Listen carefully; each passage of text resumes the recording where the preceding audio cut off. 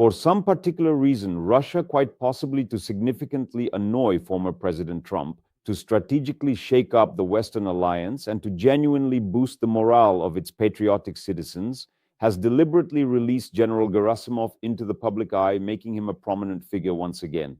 But before putting the chief bogeyman on TV, the commander of the staff, the chief of the general staff of the armed forces of the Russian Federation, Comrade Gerasimov, they really should have sent him for a week to courses on artful lying, personal development, or at the very least let him work for a week as a lighting technician in Skabiva's studio, which in general is also an excellent school of lying.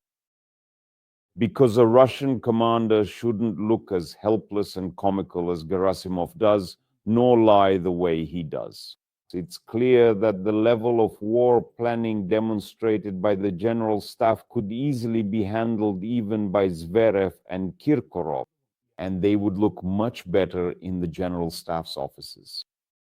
Well, at the very least, it would be amusing. But this poor Gerasimov, with his face like a worn-out village woman who's already given birth to children from every tractor driver in the district, is, to put it mildly, not très chic.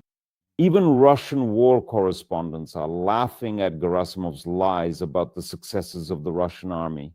He lied about the losses, about the occupied territories, about the wild captures and conquests. But overall, this entire meeting at the General Staff looked absolutely spectacular.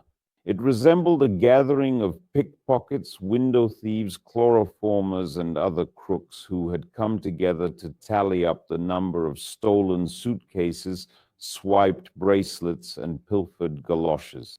In other words, these costumed coronels and generals, these thieving fellows, were discussing how many houses, trees, pigsties, and villages they had managed to steal from their neighbors. And it became absolutely clear to everyone, something we rarely show you, that this is exactly what the Russian army sometimes triumphantly reports as having occupied. There is a very good video about this, so that it's clear what we're actually talking about, what exactly the Russian army is occupying at the cost of thousands of casualties, disgrace, and decay. And to this scene of the thieves gathering at the General Staff, I attached this video. In it, it's not about the Russians occupying something, it's something else. It shows the liberation of a village from evil, in fact. But that's not the point. What you should pay attention to there is not the actions themselves, nor the fact that the Ukrainian armed forces are driving out the Russians, but the village itself. That, of course, is a truly significant and important sight. And this footage gives an excellent idea of what those trophies that Gerasimov boasts about actually look like, and what those successes, those acquisitions look like, for which the Russian horde, pointlessly writhing and gutting itself ever deeper, keeps squirming around. But in reality, the true picture of the war is, of course, completely different. And Gerasimov, I don't know whether on someone's prompting or out of his own personal stupidity, suddenly included the so-called gray zones among the captured territories. Gray zones, well, I assume you all understand what that means. These are the places where the fighting is actually taking place.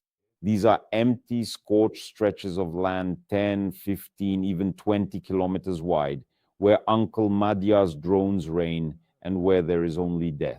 And this gray zone, it always belongs to no one and remains that way. But for some reason, Gerasimov declared even this as a conquest by Russia.